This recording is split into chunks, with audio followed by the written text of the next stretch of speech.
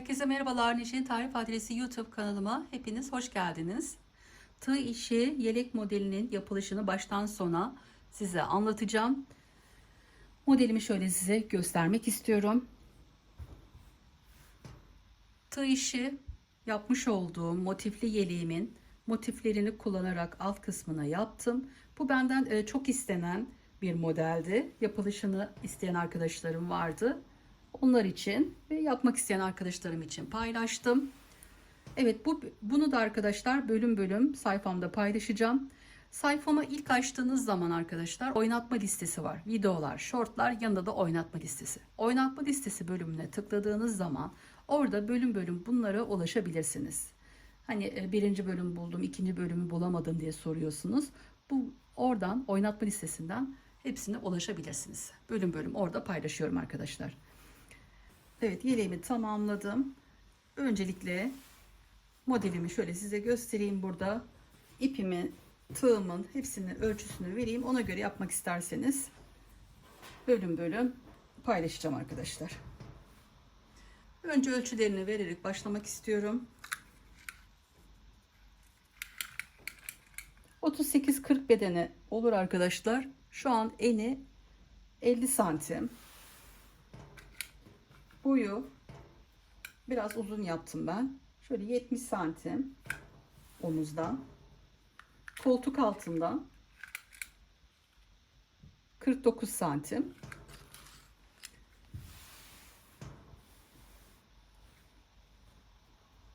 Evet, kenar tığlaması oyasına kadar hepsini anlatacağım. Şu kısımları ben 19 olarak yaptım arkadaşlar.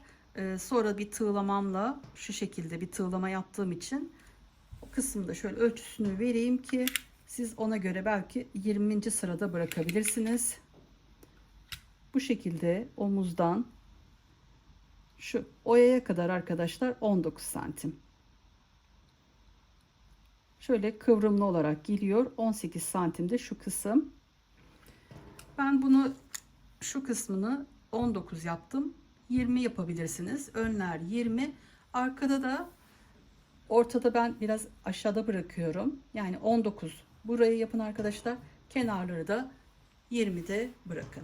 Yani bakın şu şekilde yapıyorum. Arka kısmı da. Ortayı bir sıra aşağıdan bırakmış oluyorum.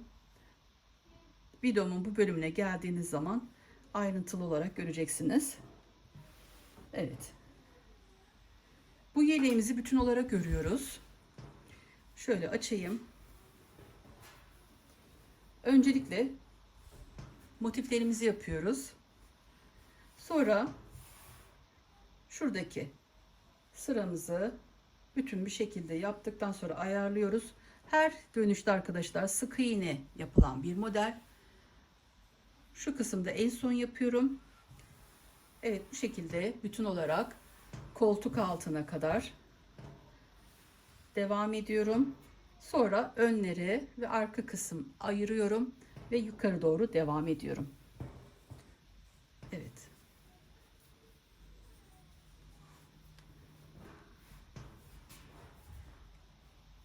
Ölçülerini de verdim. Kullanmış olduğum ipimi de size tanıtmak istiyorum. Evet, bu yeleğimde 2 numara tığ kullandım. 1,75 milimetrelik 2 numara tığ. Her zaman tığ işi yeleklerimi 2 numara tığ ile örüyorum. Kullanmış olduğum batik ip Alize Angora Gold batik ipimiz. 4574 numaralı batik ipimi kullandım. Düz olan ip yine Alize Angora Gold. 543 numaralı ipimini kullandım. Batik ipimden biraz üstten biraz iç kısımdan arkadaşlar kullanarak ayarladım.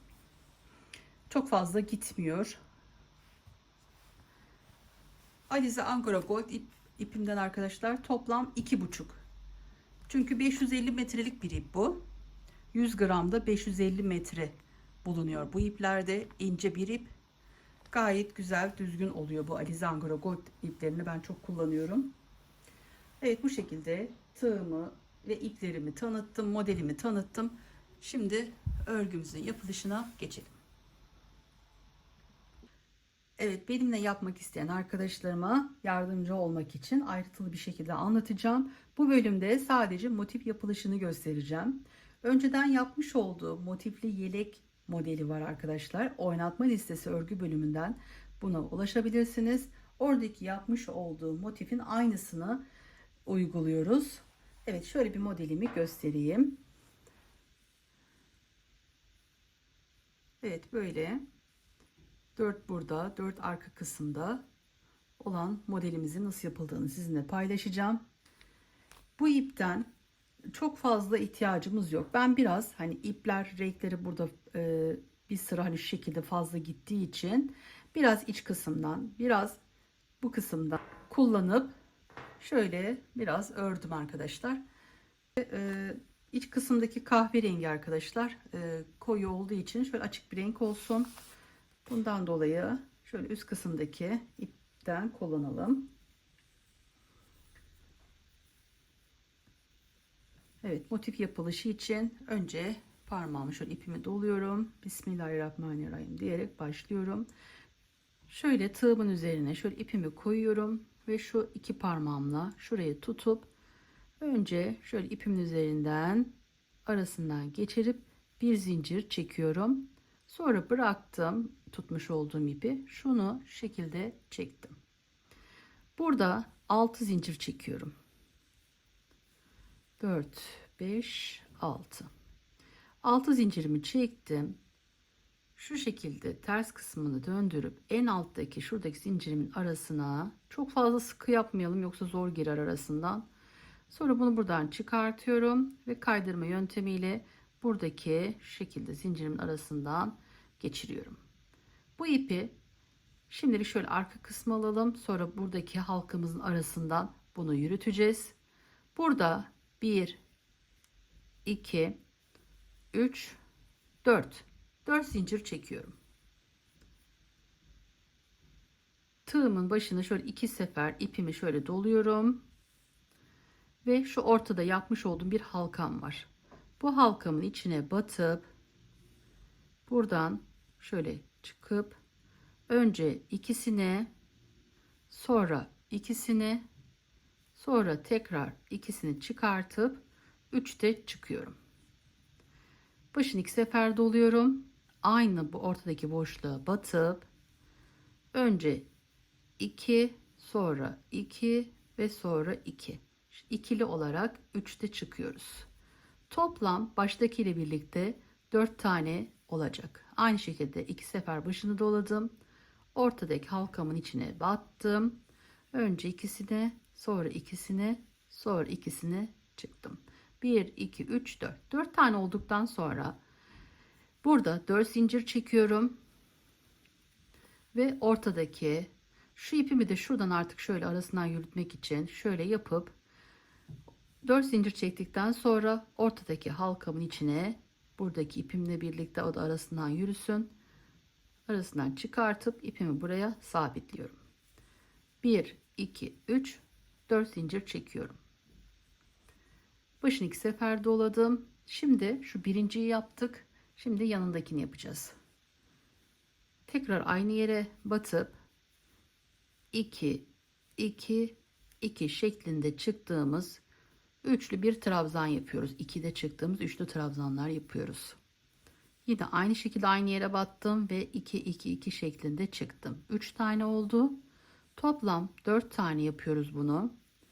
5.'yi de 4 zincir çekip halkamızın içine başını almadan batıp ipimizi buraya sabitliyoruz. Bu şekilde 2 tane yaptım. Şimdi bir daha 4 zincir, üçüncüyü yapacağız. Başını 2 sefer doladım. Aynı ortadaki boşluğa batıp ikili olarak çıktım. 2 sefer başını doladım.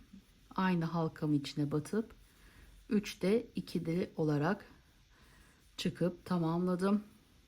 Toplam 4 tane olunca 1, 2, 3, 4 zincir ve boşluğa şu ortadaki halkamın içine batıyorum başını almadan ve bunu buraya sabitliyorum. Evet, 3 tane yaptım.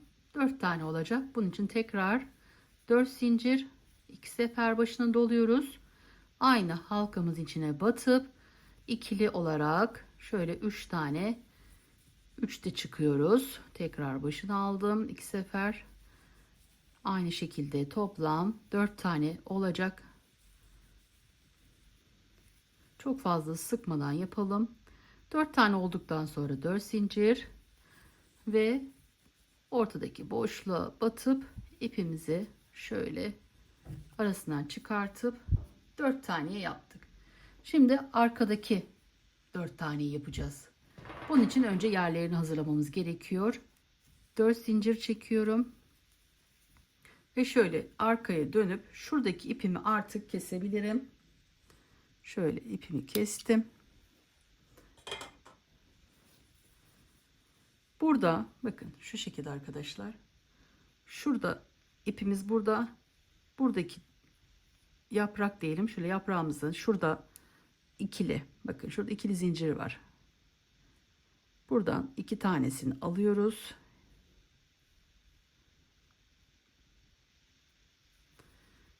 Bunu buradan şöyle çıkıp bunu buraya sabitliyoruz. Bu arkadaki yapacak olduğumuz yerleri hazırlıyoruz. 4 zincir çekiyorum. Yine arka tarafta bu sefer buradaydık. Şimdi şu kısımda. Şu 2 tane.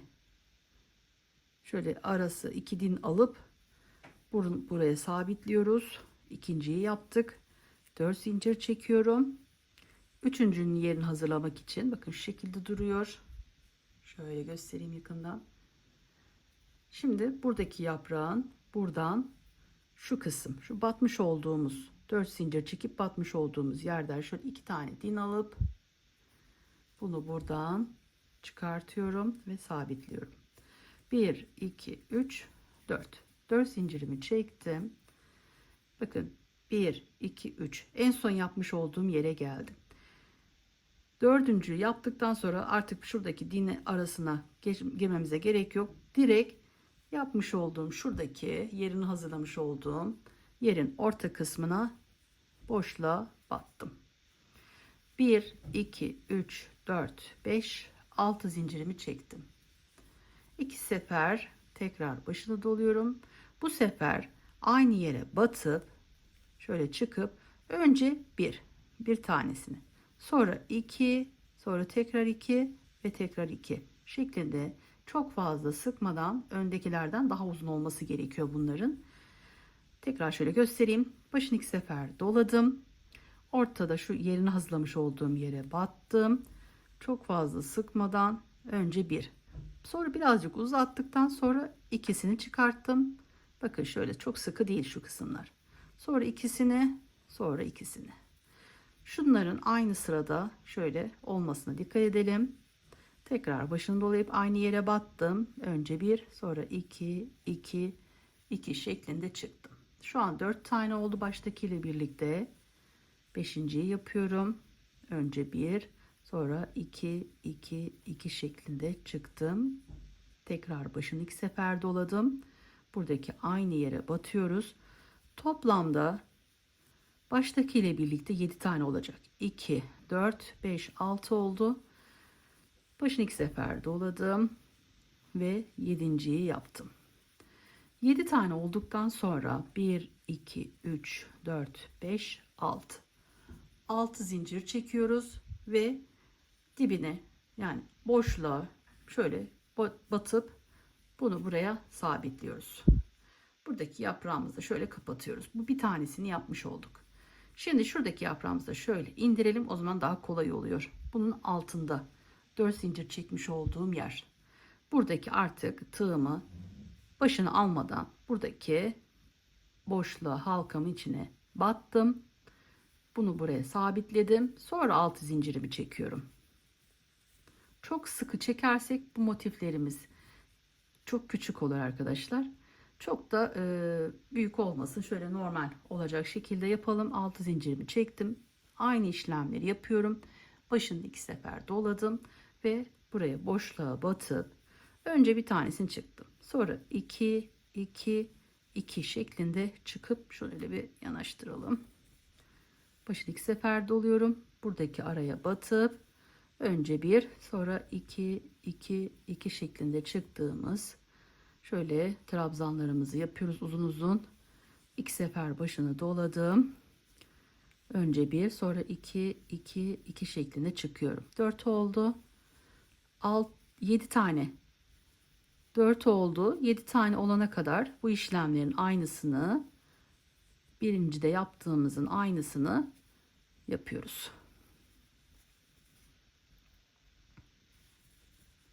2 sefer doladım.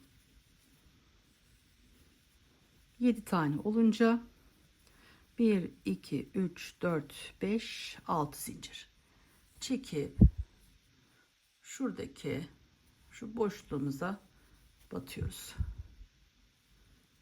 Buraya sabitledim. Sonra buradaki artık yaprağı şöyle yatırıp buradaki alttaki araya batıp bu iki işlemi, ikisini yaptığımız gibi bu iki yere de aynı işlemi uyguluyoruz. 2, 4, 5 toplam 6 zincir, 2 sefer başını dolayıp batıyorum. Önce bir, sonra 2, 2 şeklinde çıkıyoruz 4'te. 1, sonra diğerlerini yapıyorum. Evet, şöyle yapayım ben. Battım. Önce bir, sonra 2, 2, 2 şeklinde çıktım. 4 tane oldu. Beşinciyi yaptım.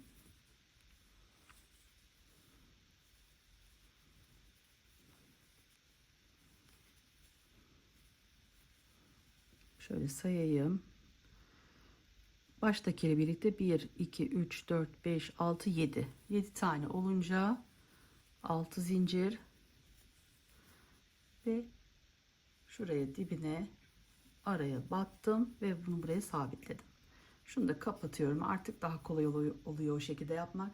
Evet, 3 tanesi de yaptık. Aynı işlemi. Şimdi buradaki yaprağımızı yatırıyoruz ve şuradaki 4 zincir çekmiş olduğumuz yere batıp sabitledikten sonra 6 zincir çekiyorum. 2 sefer başını dolayıp önce bir, sonra 2, 2, 2 şeklinde zincirlerimi çıkartıyorum. Evet, aynı işlemleri de buraya uyguluyorum.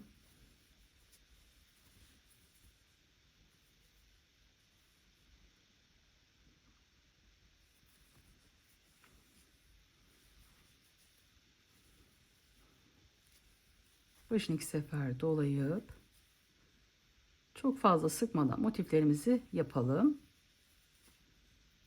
Bu sayıların 8 tane olmasına da dikkat edelim.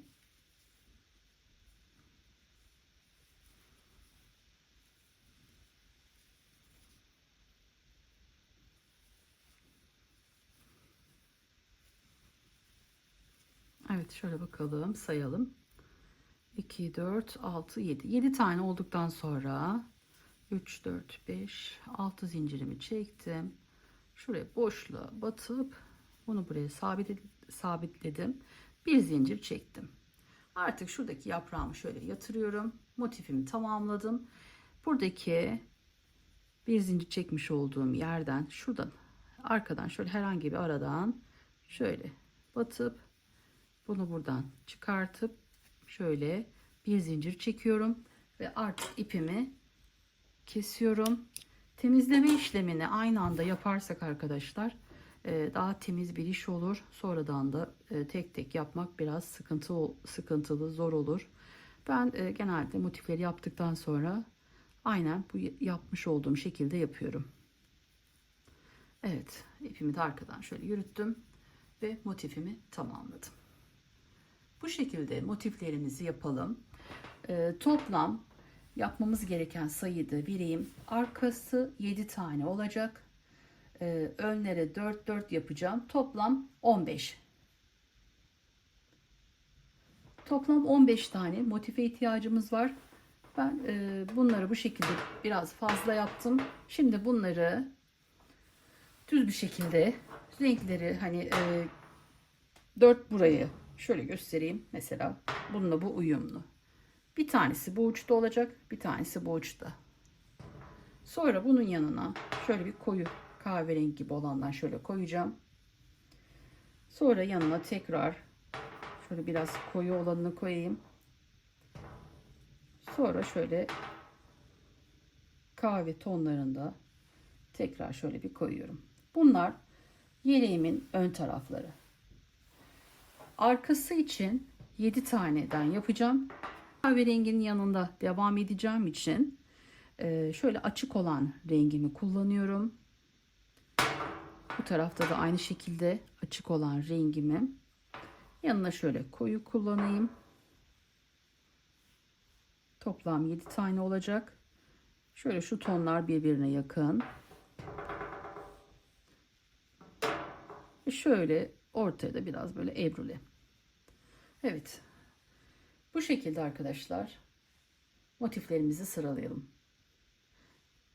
Bunları eklerken bütün bir şekilde ekleyeceğiz. Bunu da ikinci bölümde anlatayım. Bu şekilde motiflerimizi yapıp tamamlayalım. Diğer bölümde görüşmek üzere. Kendinize iyi bakın. Allah'a emanet olun. Hoşça kalın.